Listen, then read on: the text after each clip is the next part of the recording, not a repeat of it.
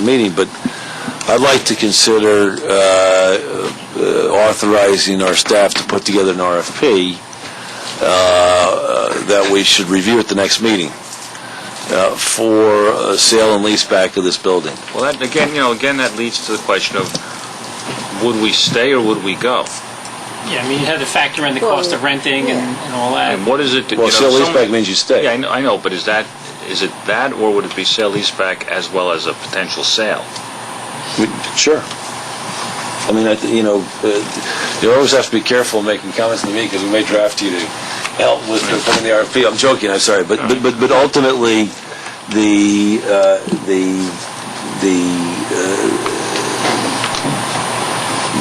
I think we can sell this building for some amount of money that makes sense to the private sector.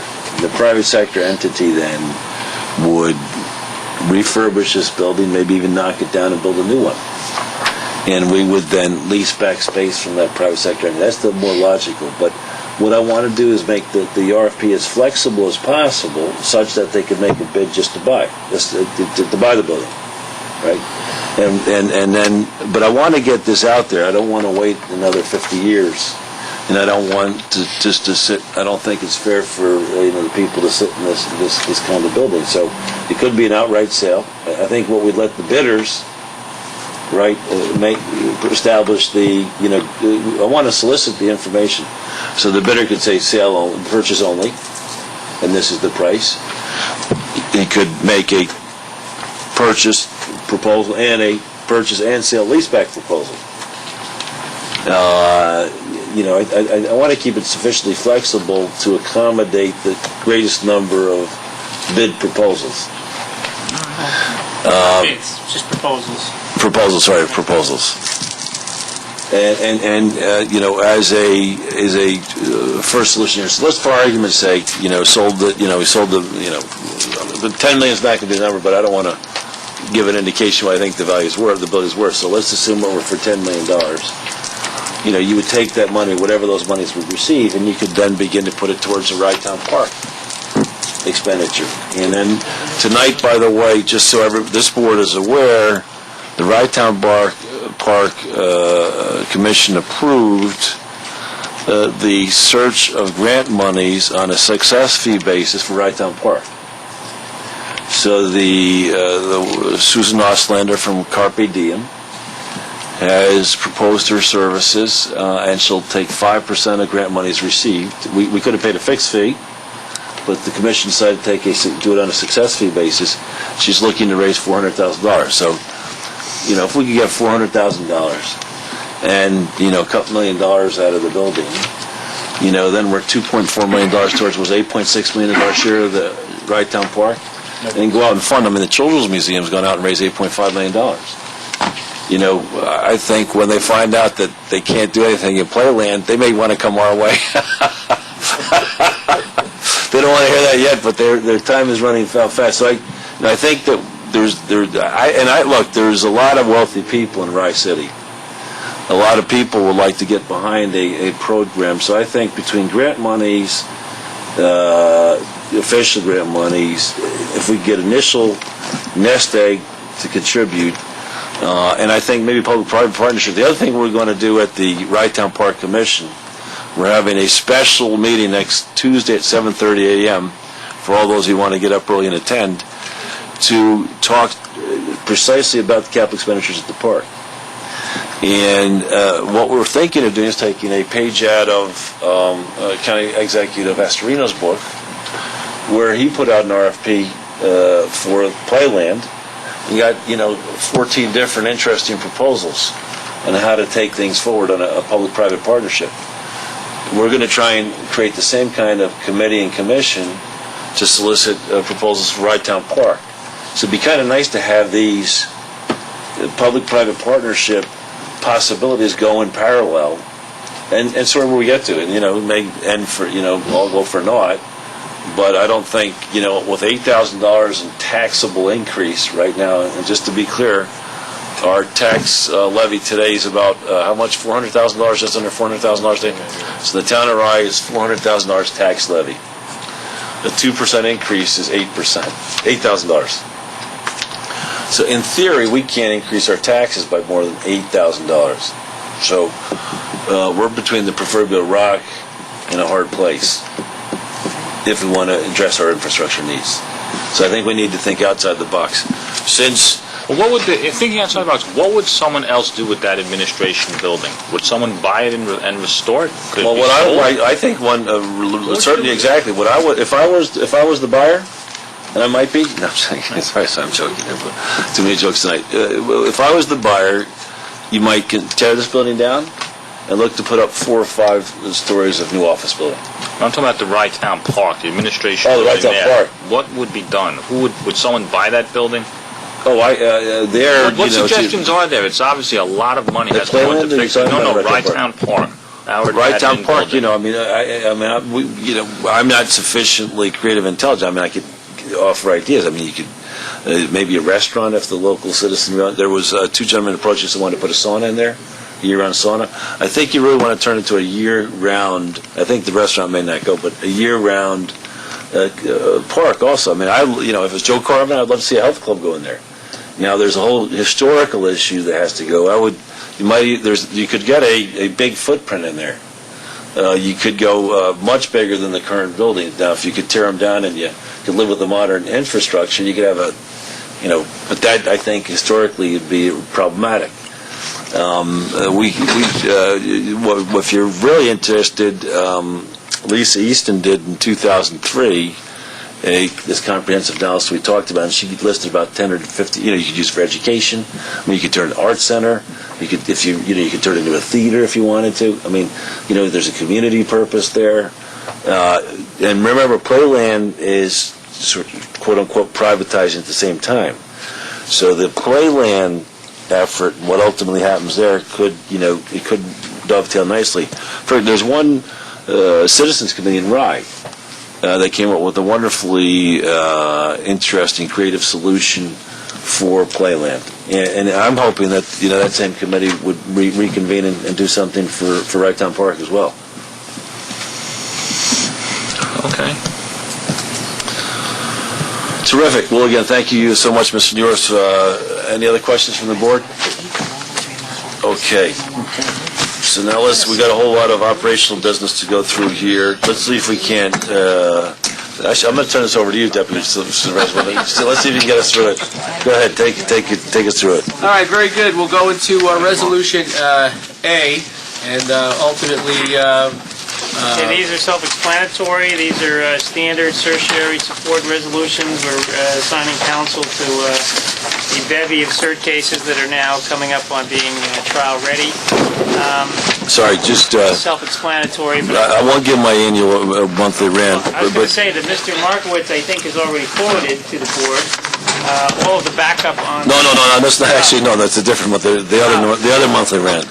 Just to say, but I will say that when we talk about our resolutions, the cert bill. So we've got to pass the assembly. We need to do everything we can. Write your state senator to get this legislation passed in the New York State Senate. If we do, we'll have the ability to decide when these cert. We don't sit and wait for the cert come to our way. Right. We have the ability to challenge them immediately. And I did read in the paper this morning that it looks like they're going to be back in session. Oh, really?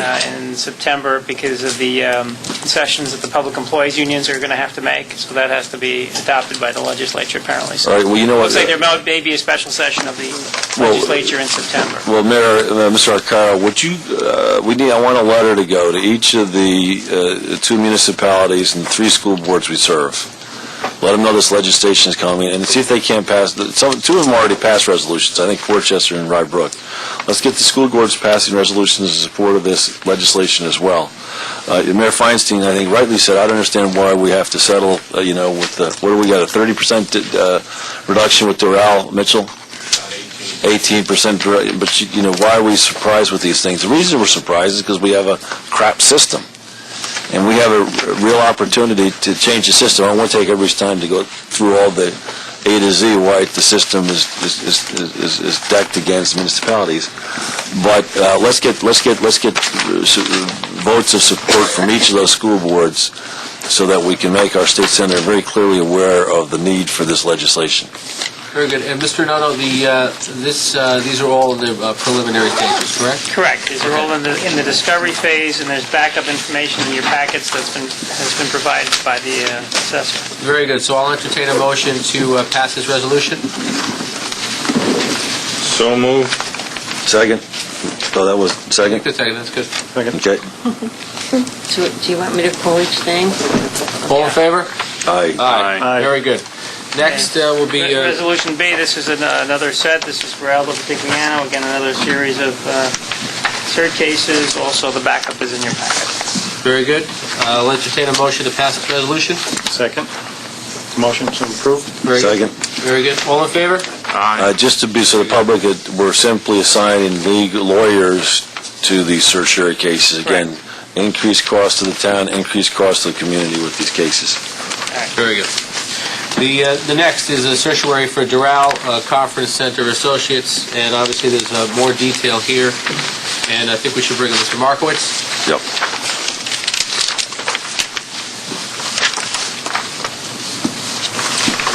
Thank you.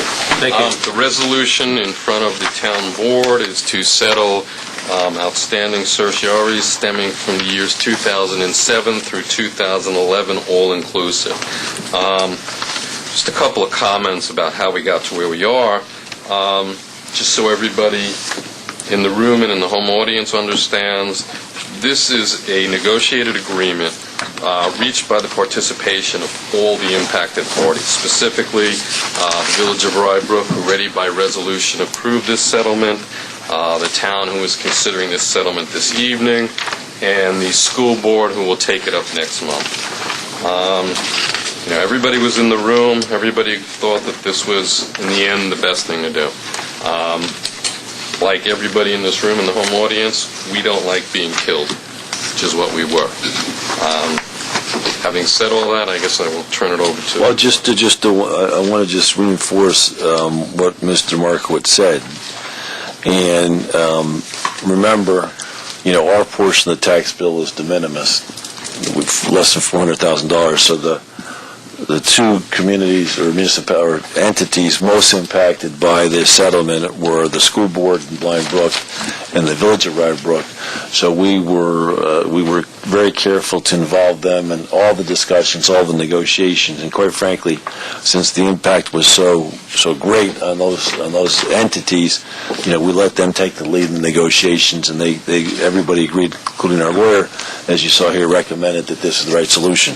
So when we talk about solutions, we're really talking about going forward in terms of getting information on a more timely basis. So we're not surprised in the future. But in terms of the settlement itself, I think it's a good settlement. Anything else we need to know on this, Mr. Markowitz? No. I have a question. Sure. Maybe David, sorry.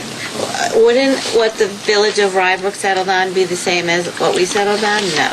Yes. Yes. Yes. Because it appears different to me, or am I reading it incorrectly? No, they put it in the resolution differently than we did. We did it one property at a time. They did it by adding them together and separating. What's different to me? Let's see, they got you. Okay. Anything else, Councilman Mendocino? No, but he didn't really answer my question. Well, You can answer it later. Thank Well, I you. think Mitchell said that. I'm saying they are the same. The values are the same. The values are the same. Let us be clear that the Village of Rybrook and the school district have agreements outside of... There may be a typo here. So Okay. when we have to go to That's executive fine. session No tonight, so problem. Go ahead. let's go Sorry. through it in That's detail with fine. Mr. Markowitz. Moving on. But it should be the same, so if there's a Okay, typo thank here, you. It let's is the same. Thank you. Okay, on to D. This is another certiorari.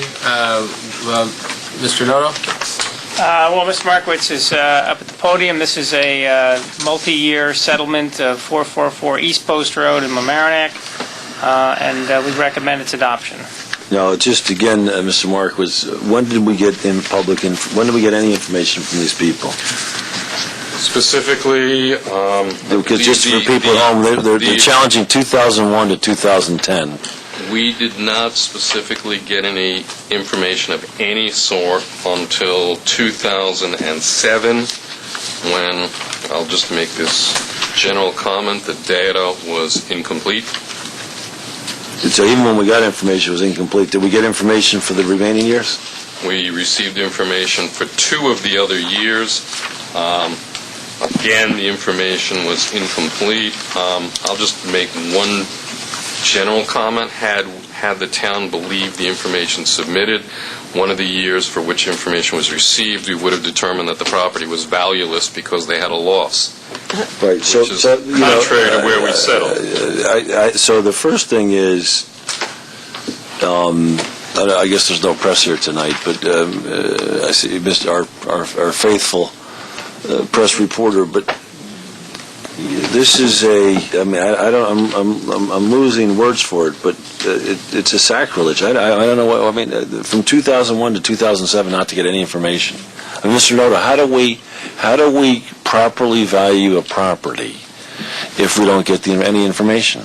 And then the information we got then was no, but No, it's true. This is not only in our assessment department, but in the county. This is an ongoing problem. This is a very serious issue on a scale larger than just the town. Okay? No, I understand that, but I'm just saying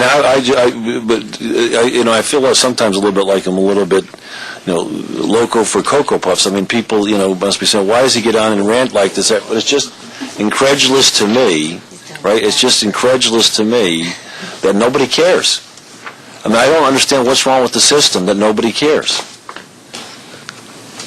I agree. I completely agree. Yeah. Okay. All right. That's why Mitch gets the big bucks. He has to figure that out. All right. Thank you, Mr. Markowitz. Okay, so ultimately, this resolution, this has been negotiated, and Yes. and ultimately, the town attorney and special counsel both, along with the tax assessor, agree that this is the best option. Yes. Very good. So we'll entertain a motion to adopt this resolution. So moved. Have a second? Second. All in favor? Aye. Very good. Next, we're going to go to Resolution E. Ultimately, we've had some severe storms, and we had the loss of 31 trees throughout Crawford Park. The town has requested assistance from the state of New York to help us replace those trees, and we were granted $5,000 to purchase trees to help start to replace the 31. Ultimately, this resolution will ultimately approve the supervisor to enter into a contract to accept this award with the state of New York. Is there any question on this? How much did we ask for? Well, we asked for relief. The trees we lost were very large trees. You really can't replace them. But I thought it was like $40,000, and we lose. Well, you could look at it and say $1,000 a tree. The situation was that the state does have a program, or has had a program for funding tree replacements in communities. The limitations, if I remember correctly, were no more than $15,000 could go to any municipality. I think there were restrictions put on it, even more so this year. Susie Oppenheimer's So you have. office- So good. Yeah, we've already contacted the Friends of Crawford Park. We've alerted them that we have $5,000 to spend. I'm going to the Friends of Crawford Park meeting tomorrow night. We're going to map out exactly how we're going to spend the $5,000. Is this what you were expecting to get? To be honest with you, we were expecting to get zero. Great. Okay, and what did you say about Susie Oppenheimer's office? Well, Susie Oppenheimer's office, when we spoke with them about a year ago, I itemized that and said, gee, we could use some help and maybe get some trees back. We didn't realize that she remembered that, and her staff actually helped push this thing along. This was frankly a surprise gift to us. I see in our resolution we say we want to extend our appreciation to Senator Susie Oppenheimer. Absolutely. Because if they did the hard work to get this money. Thank you to Senator Susie Oppenheimer and her staff, and my good friend Steve Otis. Right. Thank you. Very good. We'll entertain a motion to adopt this resolution. So moved. Do I have a second? Second. All in favor? Aye. Very good. Bishop, might as well stay there. Let's talk about this landscaping bid and this process that Michelle and I have so patiently waited for. Michelle, we can breathe a sigh of relief. Not All well. right. Well, no contract has been signed yet. That's right. Again, to very briefly recap the history, we put out an RFP some time ago, actually early this year. We received 17 bidders. There were issues with some of them, et cetera. And frankly, we did not include things like prevailing wage, which we found out we had an obligation to include. So at that time, we rebid this, I think, in June. We have received 8 bids, one of which was disqualified, so we had 7 legitimate bids. Why was that disqualified? Because the bidder came in and the bid was not sealed. Okay. He basically hand-carried his bid in, and it was open. So you see what you have here. What does that mean? Why did he just seal the envelope? Didn't have it in an envelope. He didn't have an envelope. Wasn't in an envelope. And the 2 o'clock deadline was looming. It happens. It's a shame, but it happens. That's all right. The scenario here, just to kind of get you back to where we are right now, is GPS, or Greenway Property Services. They were the second lowest bidder at the last bidding round. They are now the lowest bidder this round. Wait, there was not a bid, it was a request for proposal. A request for There was no proposal. bidding except for this bid. Exactly. I'm sorry. Okay. I have a question. Yes. Why are we excluding Rye-Town Park, number one? And secondly, didn't you tell me we redid this whole thing and it was taking so long because we were going to include the snow removal in here? And we did. So this is on here also? Yes. Okay. Snow removal is included. The reason we exempted Rye-Town Park was we felt that the Rye-Town Park Commission should be the ones to evaluate whether we were going to do this or not before the town board voted on it. So So ultimately, did we discuss it with them? No, it was not discussed at the last meeting, no. but for the most part, we've done the homework, we've done the legwork for the Rye-Town Park Commission, and this is actually, potentially could be an actionable item for them as well. Yes, the numbers are a little different. Remember, we don't have a full-time staff at Rye-Town Park, so we were comfortable in terms of putting forth a proposal that took all of the town properties except Rye-Town Park and carved it out and said, this is worth doing. This is something we're recommending.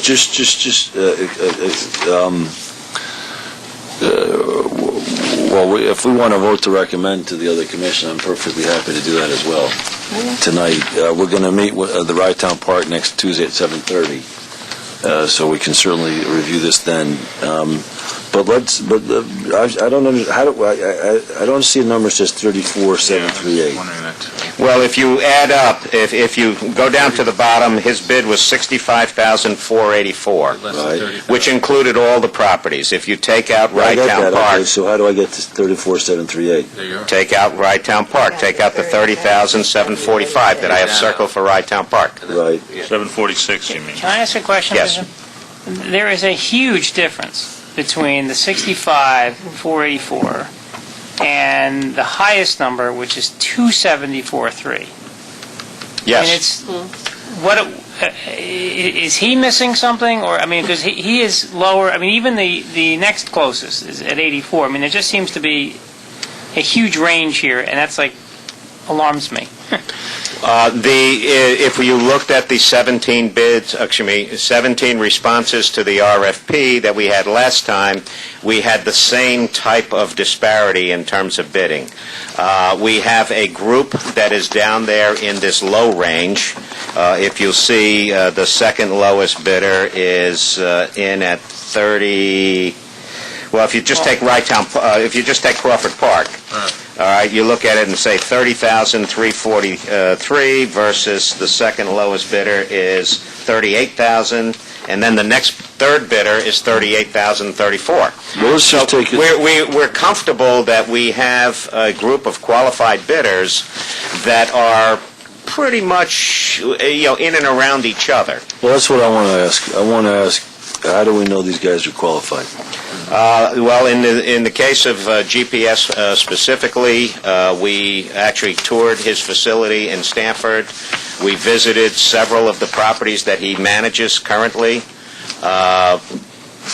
We watched his employees work. I mean, we actually went there to take a look at it So you're again. confident this guy can deliver? We're confident that he has all the Well, we'd have to check resources to do that. I mean, Have we checked his references We'd yet have or to not? check references. we have checked his references. You have? Yes, we've contacted people. In fact, Greg Arcaro and I had a reference checking project.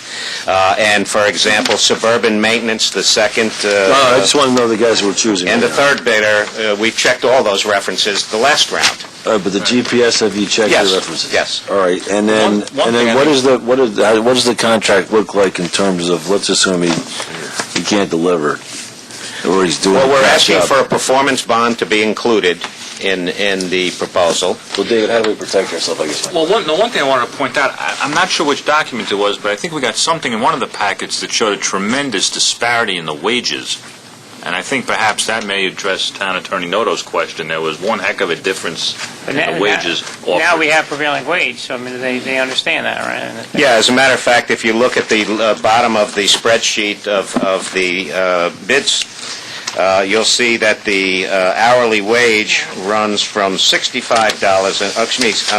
a high of $73 an hour to a low of $19.75 an hour. Now, prevailing wage is roughly about $18.50 for landscaping work. So how does the guy, well, so therefore, It's the markup that each contractor is willing to take on his labor. Hold on, let me just ask a question here. Yes. The next closest bid, if we just look at Crawford Park, is $49,100. No. No. No? If you're just looking at Crawford Park, the next closest bid is $38,000, and the next one is $38,000. Right. Sorry, so which one's that, Suburban? The last two, yeah. Yeah, the last two, The last two are each 38? correct. Yes. My math is horrible. No, I So, got that. so 38 and 38. The last two on the right. The last two on the right. I mean, So wait, we're 34 and 38 and 38. no, we're 30, 38, and 38. Correct. Okay. And then it's going to 56, it's 82. The biggest difference between these bidders, it's the components. Yeah, but sorry, let me ask my question, Yeah. sorry. So, okay, so we have 30, 38, and 38, all right? And then Now, one 56. guy's at 38, it's $73 an hour. The other guy at 38 is $19.75. Yep. Now, obviously, some guys are intending to put more hours into this than others. I mean, isn't that the explanation? Well, At the end of the day, I think that they're estimating how many hours they have to put in. And Understand- So this is hold on. And so, at the end of the day, this is a contract, and they have to do the job for this contract. And if I made a mistake at work, just like if this guy, for whatever reason, if he made a mistake and he put in an incorrect bid, for whatever reason, he has to live up to this bid. Well, I understand that. That's not where we want to be. No, but here's the other thing. This guy may say, you know what, it's going to take me 10 hours to cut the grass at Crawford Park. Another guy may say, well, you know what, it may take me 15 hours to cut the grass. So it's all in the, one guy may have already built in some great investment where he has a much larger machine that can handle a greater amount of Well, let me ask cubic this- feet of cutting, and Well, someone else has less. Let me ask this question to Mr. Noto and Mr. Gelfarb. My only concern is the question I have is, does it make sense to meet with these people? I mean, I don't know how, the guy that's at 38 is saying it costs him $20 an hour, $19.75. The guy that's at 30 says it costs him $30 an hour. No, that's No. not what it's saying. That's Can I just clarify that, fees. Mr. Supervisor? No. Yes, you can. All right, the Hourly rate per minute. as Councilman Villanova pointed out, each of the bidders is responsible for the bid numbers that are itemized on the bid. So Crawford Park is going to be done for $30,000. What we did was we recognized that there are often services required outside the scope of the bid.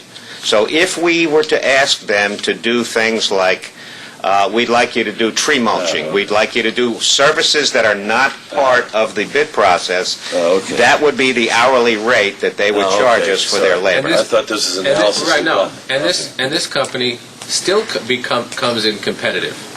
And you know something? This is this is coming